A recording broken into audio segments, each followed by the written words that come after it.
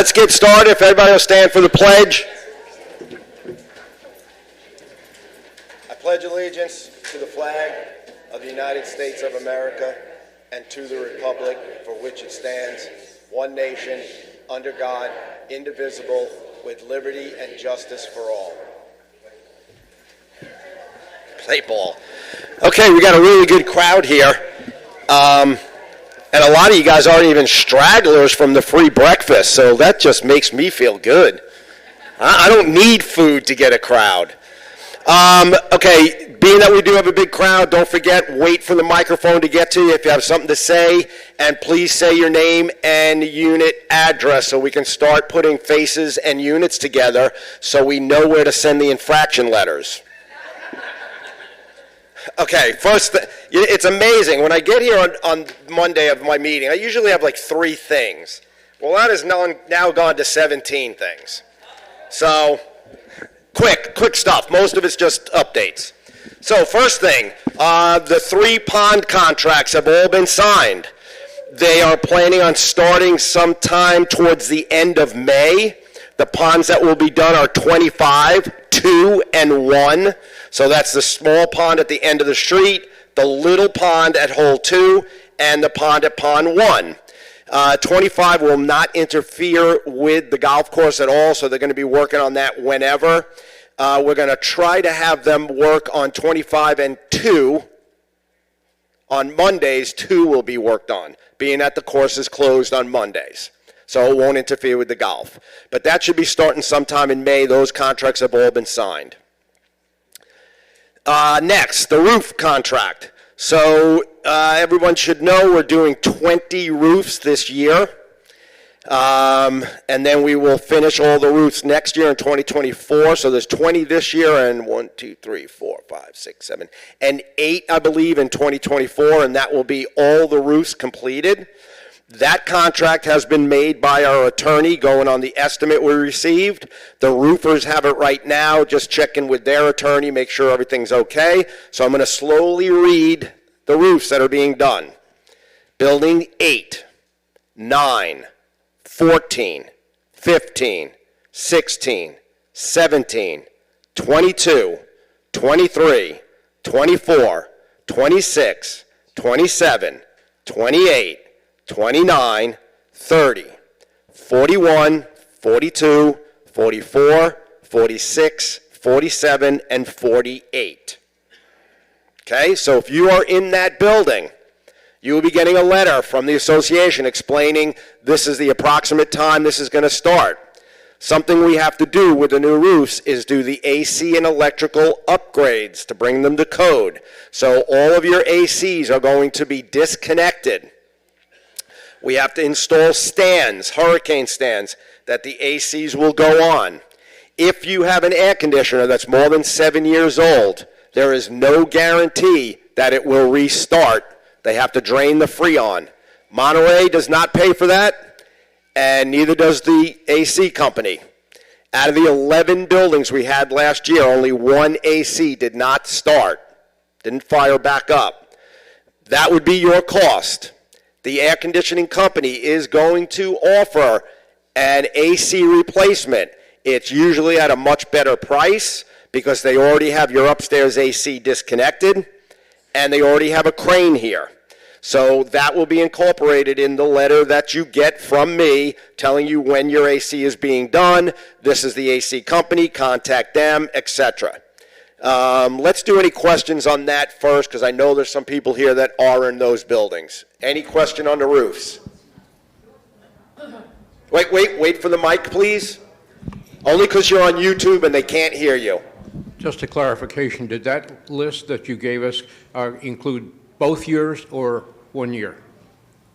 You said 23 and 24. Okay, so your building is being done in 2023. Okay? 23. Yes. 23. I'm not even going to give the other ones that are being done in 24 because I don't want to confuse people. Okay? Just that the last bunch of them will be done in 2024. Wait for the mic. Name, Wait. unit number. Name and building, please. Wait. What? Chris McIntyre, 22J. Yes. Do we need to be there? No, you do not need to be there. And the only time that we would have to go in somebody's unit is if we needed to pull new electric wires for your AC. That's the only time that we will actually be going into your unit, okay? We don't have to go in there really for any other reason. And the wiring, if it does need new wire pulled, that's on Monterey also. That's included with the bid. I think last year we averaged or 4 years ago, maybe 1 unit per building that did need new wiring. And that's the wiring going from your inside unit to the upstairs, to the unit on the roof. Carol Flutterbach, Unit, Building 47. What's the time frame for getting this completed? Okay, so they're planning on doing a roof every 10 days. So we have 20 roofs. They're probably not going to be starting, I'm going to say, till sometime in May. So barring weather and material maybe that we can't get for a time period, it should only take us 25 weeks to complete. So all these roofs will be done in the year 2023. I was just wondering about people not being here and the possibility of the air conditioner not starting up and... We will know that when they put the AC back on. That's the only way we can tell, and then I would give you a call if yours for some reason did not start. Like I said, out of the 11 roofs we did last time, so that's what, 110 units, only one of them didn't start back up. Okay, thank you. All right, sure. Behind you, Peg.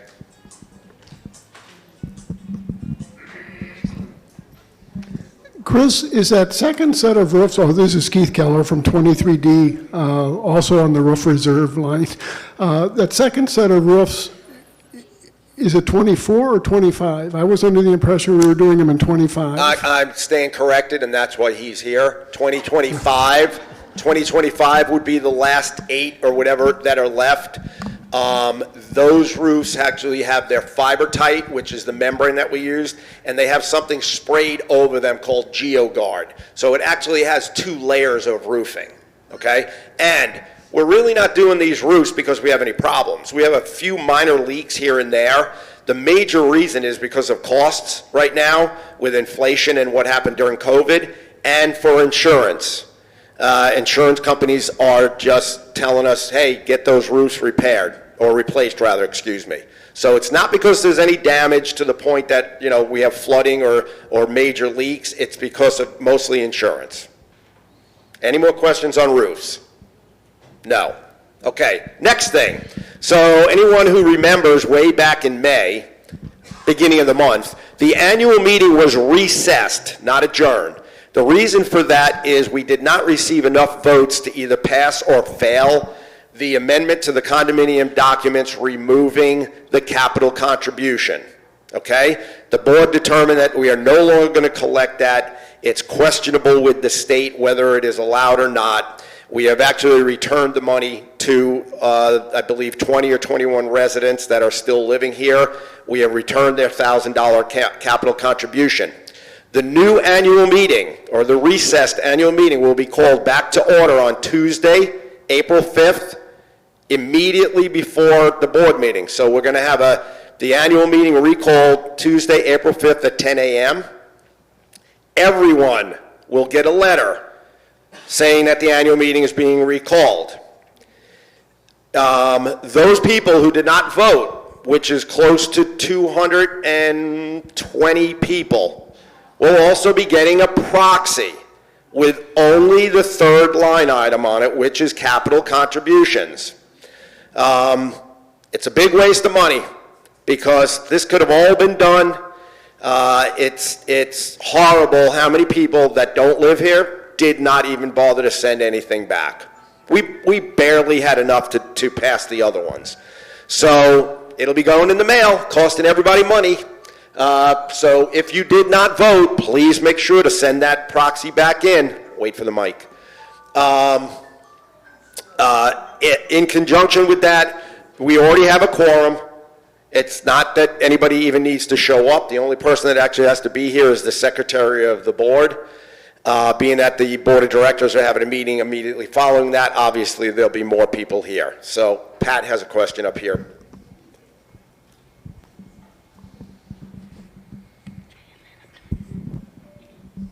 Okay, Pat Marshall, 8B. So we got caught in between where the mail was not going to deliver the proxies. I still have the old proxy. Can I submit that now? No, that proxy is no longer valid. I have to wait for the new You one? have to wait for the new one. The mail arrived 2 days before the board meeting. Well, I tell you what. And it was yeah, it mailed was 3 weeks in advance. In advance. So we have not received one single proxy since the annual meeting. So I know everybody got them in the mail, but even nobody returned them. And I heard somebody saying that the 5th is a Wednesday. You are correct, because the meeting is actually the 25th. So thank you. The meeting is Tuesday, April 25th, not 5th.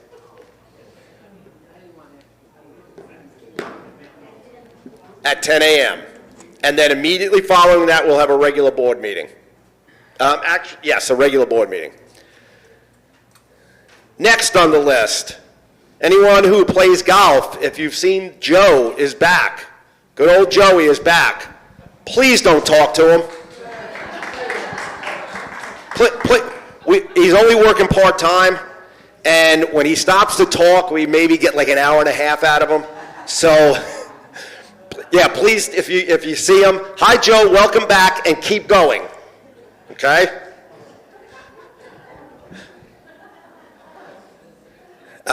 Next, the office will be closed this Friday from 10 a.m. on. The Board of Directors, myself and Grace, are all going to an off-site seminar. We will not be here. The office will be closed this Friday from 10 a.m. on.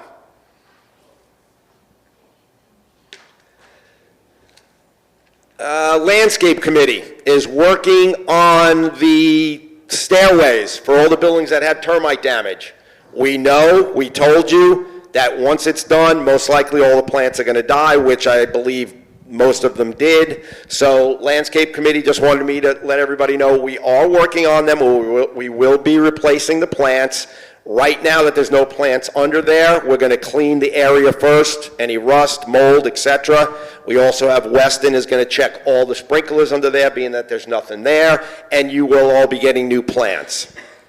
In conjunction with the plants, right now we are holding off on planting, and especially sod.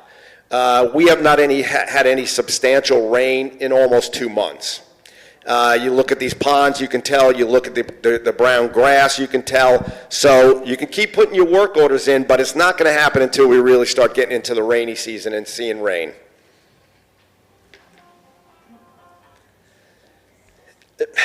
This one's a little pet peeve, and I'm not throwing anybody under the bus. So Saturday morning at 4:30 in the morning, I got a call from Monterey. So what do most people do at 4:30 in the morning when your phone goes off? What do you think? Oh my God, there's been an accident or somebody's dead. So the phone call was for a broken irrigation pipe. That was a broken irrigation pipe that was squirting into the air at 4:30 in the morning. That's not an emergency. If you called up and said, Chris, there's water pouring out the front door of my neighbor, that's an emergency, and I will be there. If you said there is a fire, that's an emergency. During the day, if you say, hey, we have no hot water, that's an emergency. We'll send Tommy out to relight the heater or see what's going on. Please don't call at 4:30 in the morning. It was somewhere between building 1 and 6, yes. So, and at 4:30 in the morning, they didn't leave a message. They called back at 8:55 in the morning to leave the message that that's what it was. So, folks, please, and more than anything, it's the being woken up at 4:30, and like I just said, everyone in this room has probably gotten a call at some time when they didn't want it. That scared the hell out of us. So please, try to remember what a true emergency is. Hey, guess what we're going to talk about? Recycling. All right, so the biggest thing with recycling that we're talking about is, again, plastic bags. So we had a resident that threw plastic bags in. And another resident went and just said nicely, you know, those aren't recyclable. And the resident said, it says right on them they're recyclable. Well, if you read a Publix bag, it says to return it to Publix to recycle, not inside a recycling bin. Okay? Please don't put plastic bags in the recycling. The next thing is cardboard. You see cardboard shoved in between bins. Unless the recycling guy is in a really good mood, they're not picking that up. We are. Monterey is. When we do garbage and guys driving around, we are picking up that cardboard and just throwing it away. You need to put the recycling cardboard in the recycling bin. If you can't cut it up that small, I get it, I understand it. Leave it there, but just know that unless, like I said, the recycling guy's in a really good mood, that's not actually getting recycled. It's going in our trash.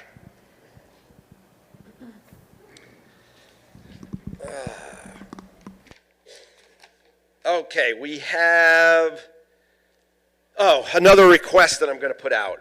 So the parking spots that are right in front of the building out here, we have asked numerous times, and I'm going to be adding a sign that says short-term parking only.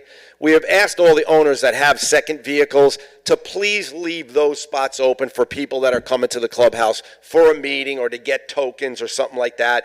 I do have an additional short-term parking sign that, like we have out here, that I will be putting there.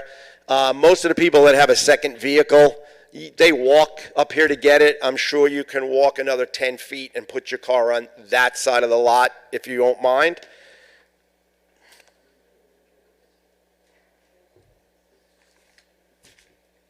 We are in the process of two jobs out there that most likely going to turn into summertime jobs, and that's going to be painting the mailboxes and somehow renumbering them. I've been to a few of the mailboxes, and you all know where your mailbox is because you've been here long enough. But if you're a new person, you can barely read some of those numbers. So we will be adding additional numbers so that you can see what your number is and painting the mailboxes.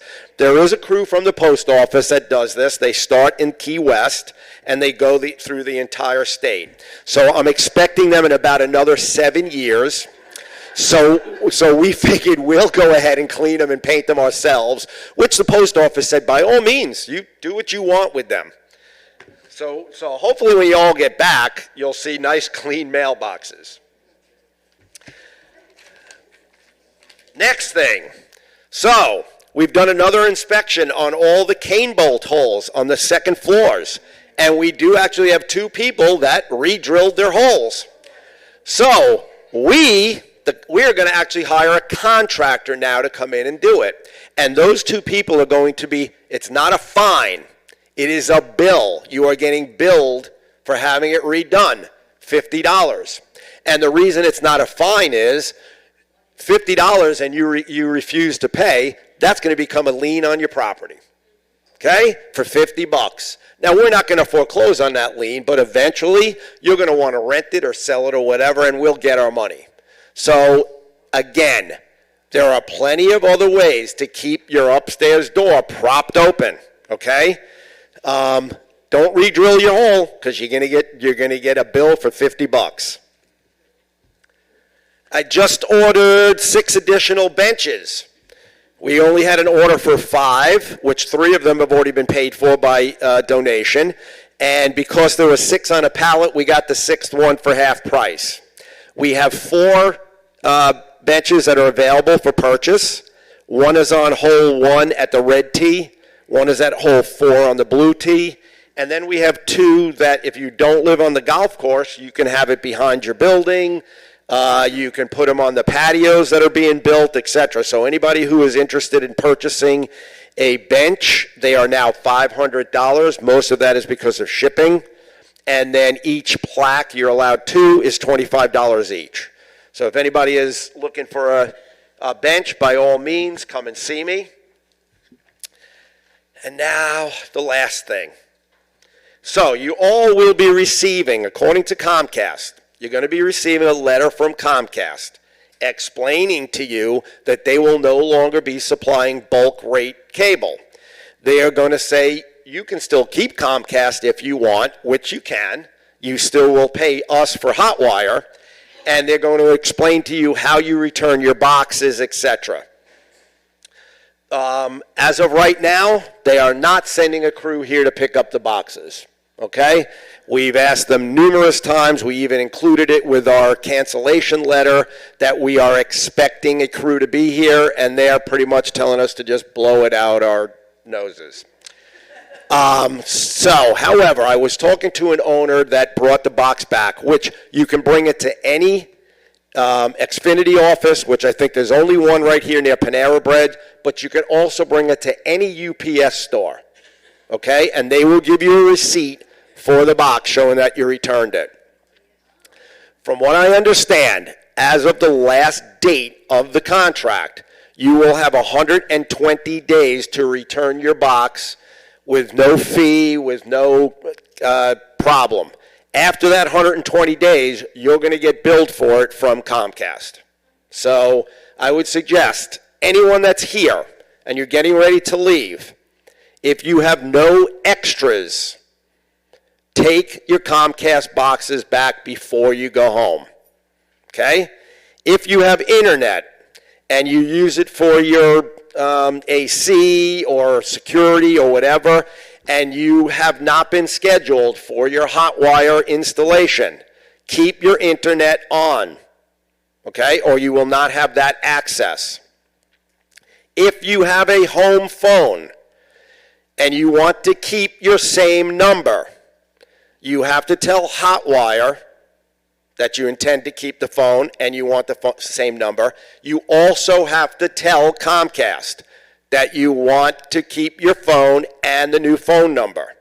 Hotwire will take care of everything from that point on until Hotwire actually tells you to go ahead and cancel your phone. So if you have a home phone and you want to keep the same number, do not cancel it, okay? Wait for the mic.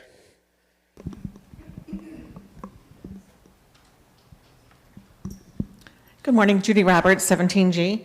And 120 days from the end of the contract. What's the end of the contract date with Comcast? I think the contract is June 1st, so 120 days from then. So figure 3 months from, no, 4 months, I'm sorry. How many days are in a month? 30. Oh, my gosh. 4 months. 4 months, correct, 4 months. Thank you. But that will, I'm sure, will be in the letter that you received from Comcast telling you that. That was just from an owner that actually said, I just took my box back to UPS. I contacted Comcast, and this is what he was told. Oh. Bergie Martin, 23A. We had our interview with Hotwire Saturday, I'll say. I don't remember the date.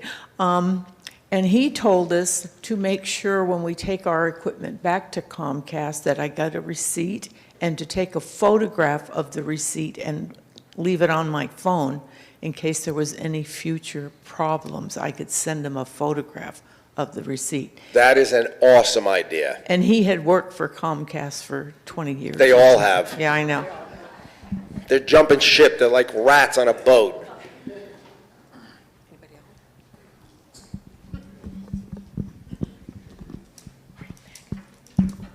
Good morning, Pam Kabansky, 26B. I have Comcast as my internet, and yesterday I received a notice from Comcast via email that it's good news, you can keep your email address, and I just want to make sure that everybody is aware that has Comcast as their email carrier, that it says, we're sad to see you're changing, however, we're happy to let you know that you can continue using your Comcast email address to stay connected. When I had my consultation, I was told to make sure that when I returned my equipment, that they told me that I tell Comcast that I am keeping my email address. So just a comment.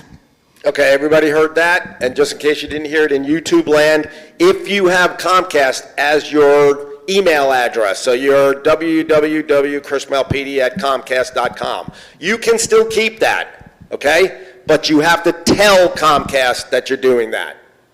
Correct? Okay. And how long do we have before we have to contact Hotwire?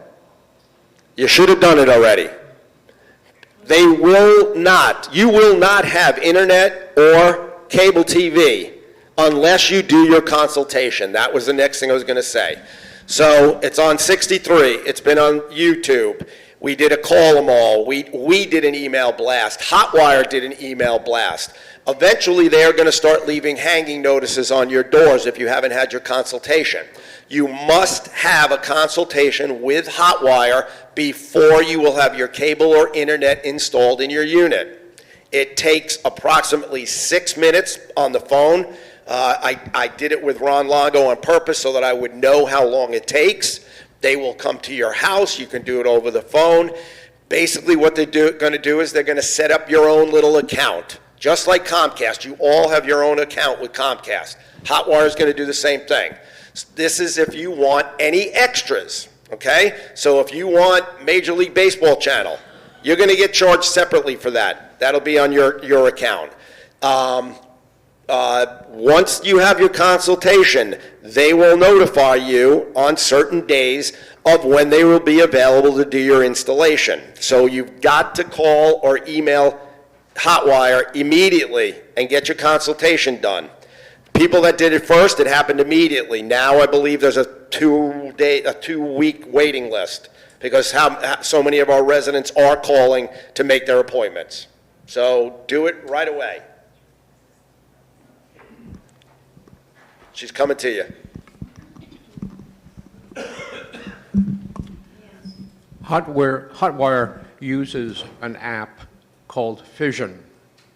Am I correct to say that once it is installed into our units, that we actually can use this app anywhere in the country and get all of the TV, and as long as we have access to internet, we'll have the entire package of whatever it is for TV we have agreed to? Is that correct? Hang on, wait for the mic. State your name and... Hi, Chris Davis, 48J. Yeah, that's almost correct. It's going to be more like 90% of the content supposedly will be available on the app. Live stuff will probably not be.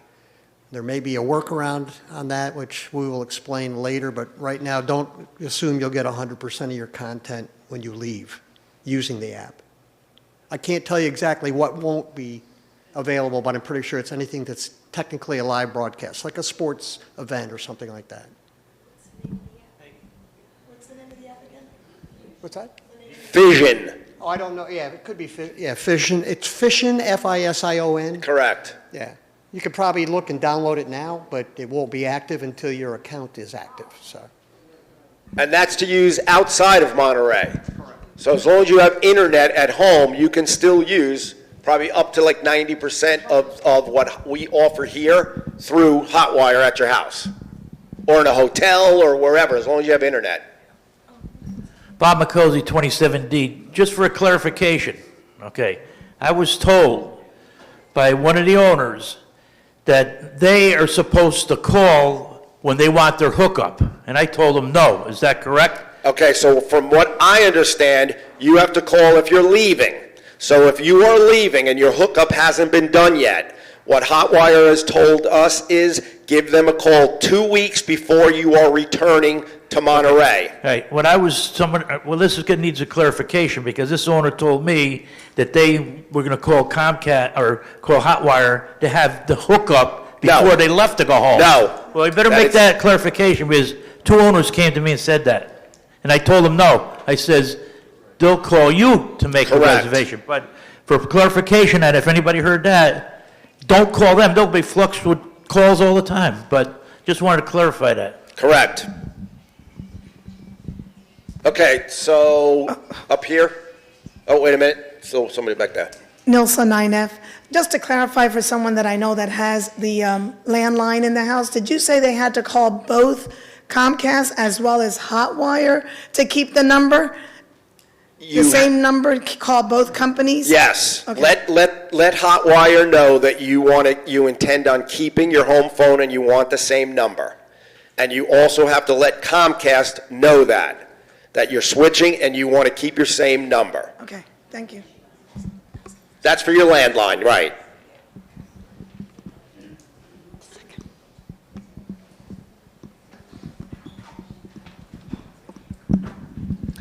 Rosemary Downey, Building 13, Apartment I. I had my interview with Hotwire, and she knew that we were snowbirds, and she told me to call the number after April 1st to set up installation before I went home. Oh, okay. She gave me the number. Okay, I guess it depends on who you talk to. Pat McHugh, 35A. My phone and my internet is AT&T. Okay, so you would do the same thing, you just have to let AT&T know that you intend on keeping your landline phone. Instead of Comcast, but you have to let AT&T know, I intend to keep my same phone number, okay? All right. Whether you have Comcast or if you have Verizon, I don't know if Verizon does home phones or whatever, whoever your telephone company is for your landline, you have to let them know you intend on keeping that phone number. Okay, thank you. In the summer, she said she suspends it, but I think Hotwire said they have to keep those active. Do not shut them off. Correct. If you shut it off, even if you put it to sleep, you'll lose your number. You're going to lose it. So don't do that over the summer, okay? Okay. Any other questions on anything else right now? Wow. Wait a minute. There's always one in the crowd. It's not a question, I just wanted to give kudos to all the work that went behind having the buildings tented. In our opinion, everything was very successful, ran very smoothly. We got back in without issue. You know, we did what things you don't have to do, kind of cleaning things, just to get a level of comfort, but I think it went very well, and I'm glad that we had it done. Thank you. I'm glad we had it done too.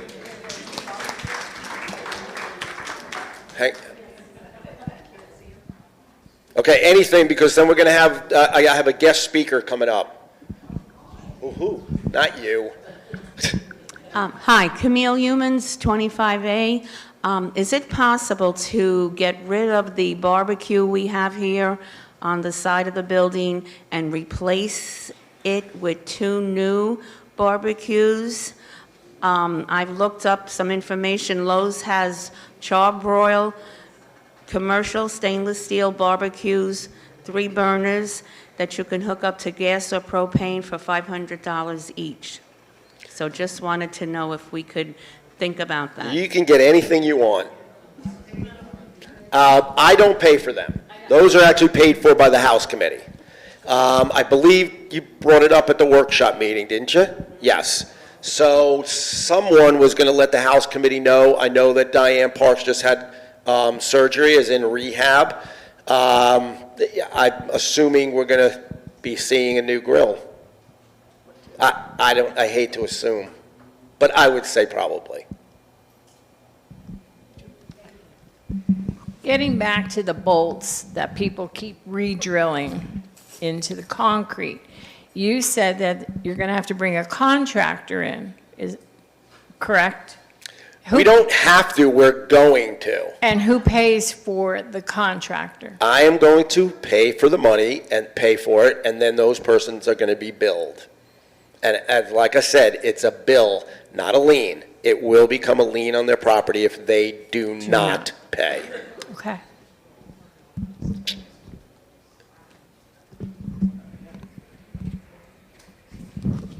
Victor Bryce, 59. On the grills, they are Weber grills, and the parts on Weber's are guaranteed for life. So I don't see, Rob Benny takes care of the grill, It's been great for years. I've been here 10 years. There's been no problem. If something goes wrong, he orders a part for it, puts it in, and they work great. Charbroil normally will last 3 or 4 years, then you'll have to get a new one. The Webers, they're almost lifetime.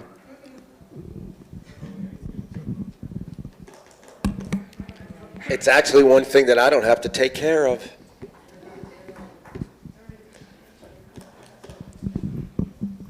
Wait.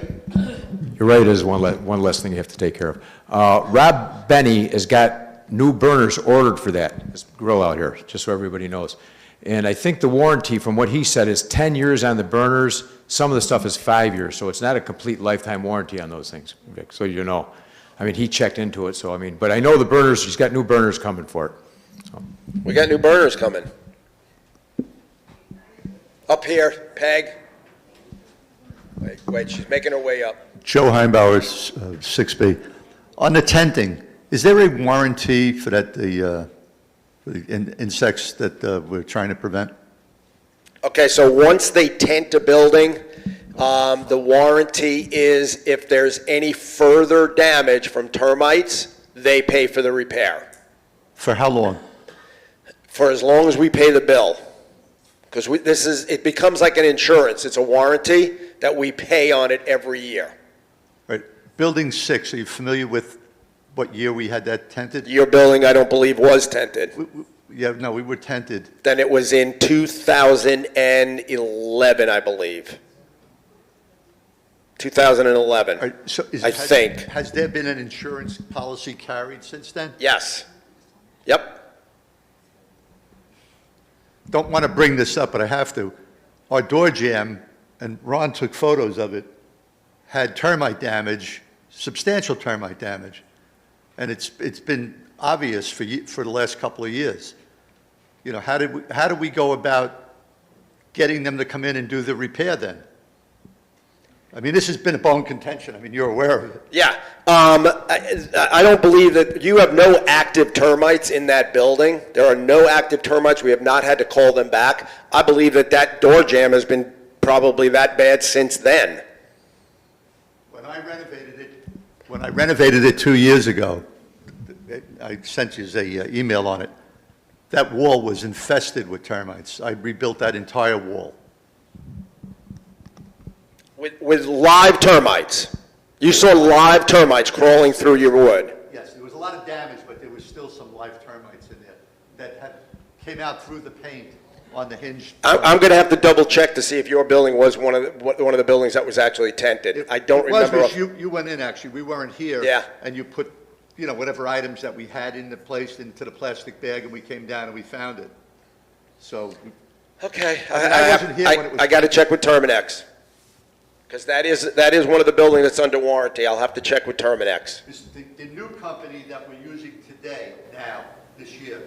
Yes. I asked them if they had any records for our building, and they said, no, it was a different company. Correct.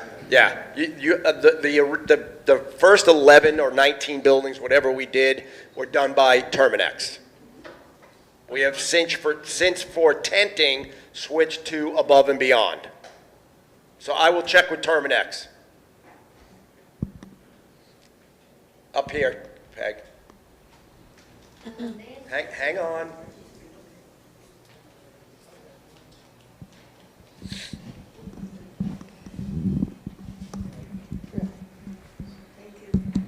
Nancy Antuchak, 3E. Chris, back to the hotline. I had called the number that they said to call so that I could have someone come in and check all that I need to do. No, I left a message and no one has called me, and it's at least 2-3 weeks. What do I do? You make sure you have the right phone number, number one. The number that was on the paper. Okay, call them again. Just call. keep calling them until you get hold of somebody. That someone. That's it. Just call every hour. Just make sure that you get somebody. Okay, thank you. Okay, anything else? Over here, Peg.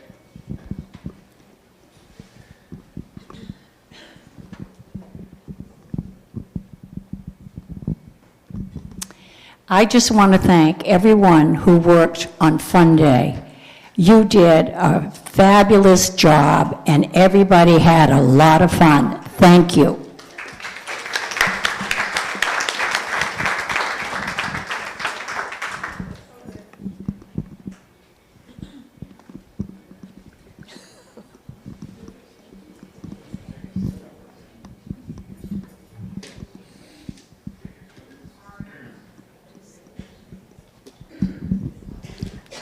Yes, Chuck Parks, 45D. I just wanted everybody to know to sign up for the Nine and Dine, that your tea times and your teams are posted in the activity room, so you can look at them and go from there.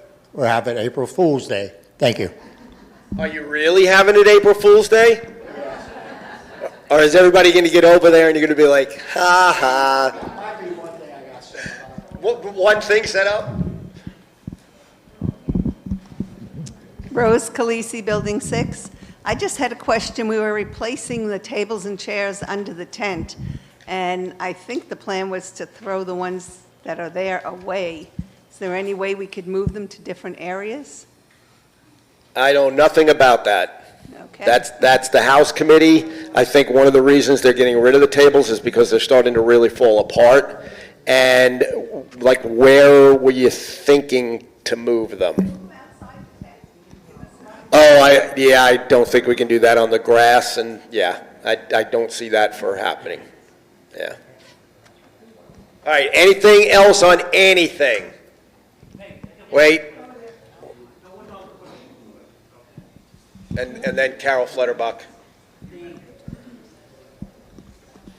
I support the mail service 100%. However, the building reps, can the building reps deliver the annual meetings notification? That is my plan. We will be contacting the head of the building reps, which is now Nilsa. Okay. Nilsa, is that all right? Yes, we're gonna try to hand deliver as many as we can, and we will also email as many as we can, as long as the person getting the email is not also getting a proxy. We will try to email as many as we can of just the notification of when the meeting is being called back to order.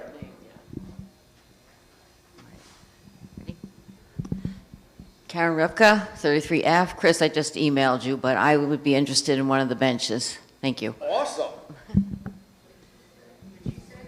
She's interested in purchasing one of the benches. Thank you. Carol Flutterbuck, 47F. Just a reminder about the travel to the Victory Ship. It's April 4th, $59, and you get $29 back in play, and get your reservations to me as soon as you can. Sounds like a deal. Okay, anything else? If not, I'm going to have my guest speaker come up. I'll stick around in case you have something after Gene does the spiel. Gene Ferretti, come on up.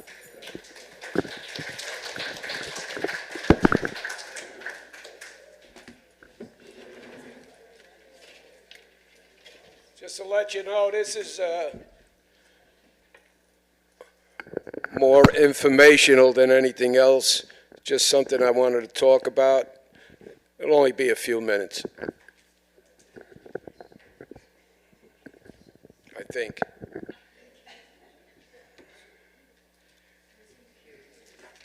Okay. Let me know if you're having trouble hearing me. Hi, everyone. Gene Ferretti, 46A.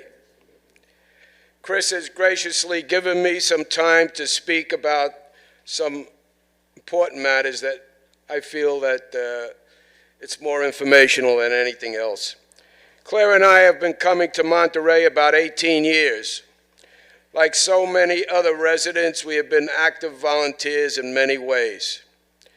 Last year, as Vice President of the Monterey Board of Directors, one of my duties was to be liaison to the Mora Committee. And as liaison to the committee, I learned an awful lot about Mora, and I'd like to share it with you today. Mora stands for Monterey Owners Representative Assembly. That's a mouthful. It's now chaired by Sue and Tom Andrews, The treasurer is Linda Pearson. The secretary, Pam Denny. And the committee also includes a non-voting board liaison member. Mora was formed in 1972. That was about the time when Monterey became a vibrant Florida condominium association. The Mora Committee was intended to be the voice of Monterey owners and to represent their interest.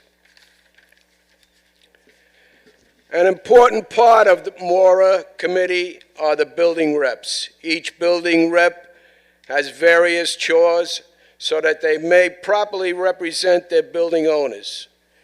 The reps are here to help, guide, and welcome the residents of their building, and they do a fantastic job.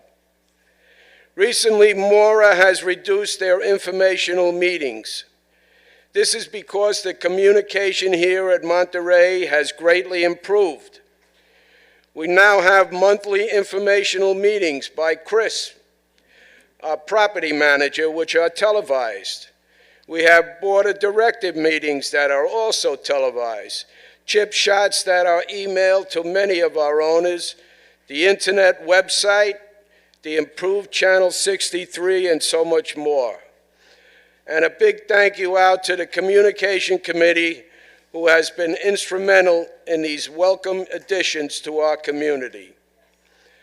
Mora sponsors many functions and events here at Monterey, such as the New Owners Coffee, the Veterans Luncheon, the Employees Christmas Party, the Board of Directors Wine and Cheese Party, and the Building Reps Breakfast that was celebrated today. Mora also contributes to the many needs of Monterey that are not funded by our budget or reserves. The House Committee, as well as other committees and individuals, provide input to help Mora decide on how their contributions will be distributed to our community.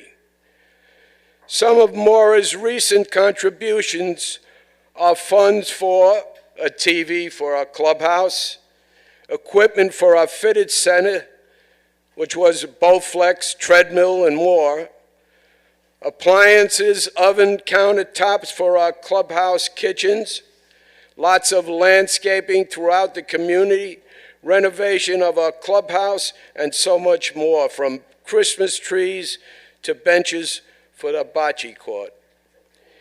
In the last 8 years, Mora has contributed well over $50,000 to our community's well-being. Mora's monetary income comes from different sources, such as the sale of the entertainment books, the sale of Monterey hats, shirts, jackets, and etc., the Duck Derby, the advertisements in our community phone book, and Mora's annual voluntary dues and donations. And as you can see, Mora is a very important part of our monetary beautification. These are just some of the lists of things Mora has done over the past few years. Everything from trees from the front wall, cameras, yacht club walkaway, coffee urns, and it goes on and on. Last page. Mora's annual voluntary collection from our owners is now $5 per unit.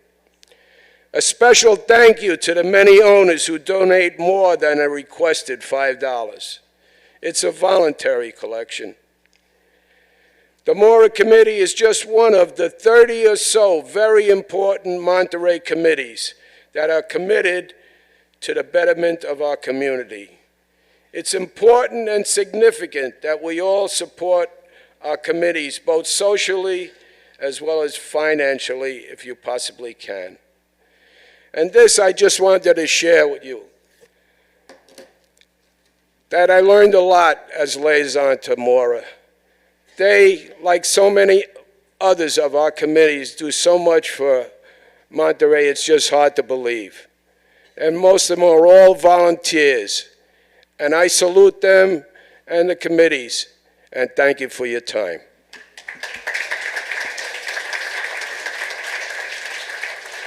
Thanks, Chris. Okay, one last time for questions. Go ahead and say it. I'll read. I'll say it back. Go ahead. I'll say it back, Teresa.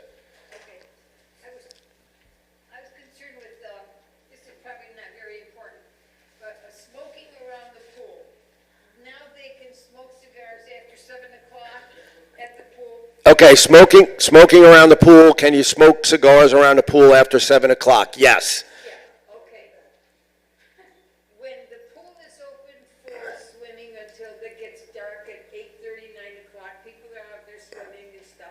And also, when we sit here and play cards in the evening, the smoke comes into this place. How many people have smelled all the cigar smoke in here when we're playing cards? Everybody says, wow, that's terrible. Okay, so they shouldn't be smoking until it's dusk. Okay, so because it is lighter out, that changes what time they're allowed to do it, because they're not supposed to be smoking at the pool until after the pool is closed.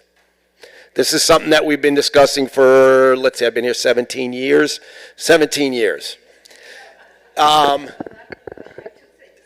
Hang on. So I know that the guys normally try to sit the farthest away.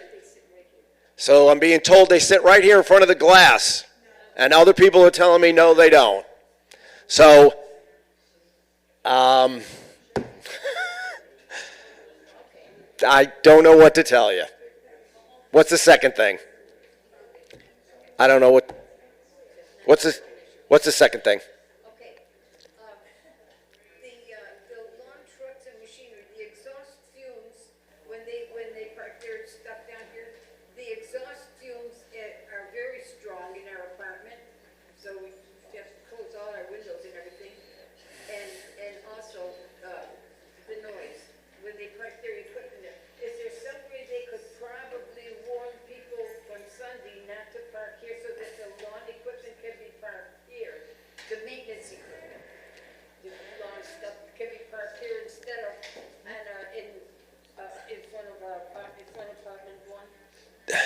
Yeah, because we've told them not to park in front of the building one unless, of course, they can't for some reason get over here.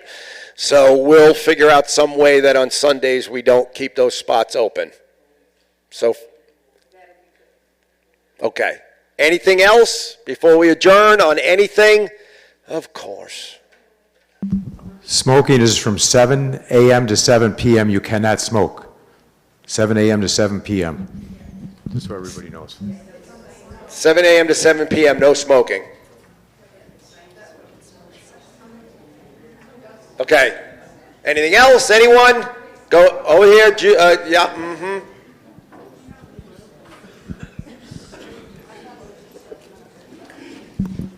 Has the time when children can be in the pool been changed from what's on the sign? I've heard two different stories, but some people don't know that the sign's not correct. Is the sign correct or not? I couldn't tell you what the times are on the signs. I don't think we've actually enforced a rule for the kids in years. The only time I know for sure we don't let them is when they're doing the exercises in the pool. How infrequently are your grandkids here that you walk up and, oh, sorry kids, you can't swim now? But people are planning around the times that are on the sign, only because I had a conversation with a grandparent in the pool yesterday. So if the sign up here is not correct, can that be? I don't even know what the sign says, but yes, we can. Okay. It has to be updated, it's not. No, I don't want to talk. Anything else? Okay, good meeting. Thanks, everybody.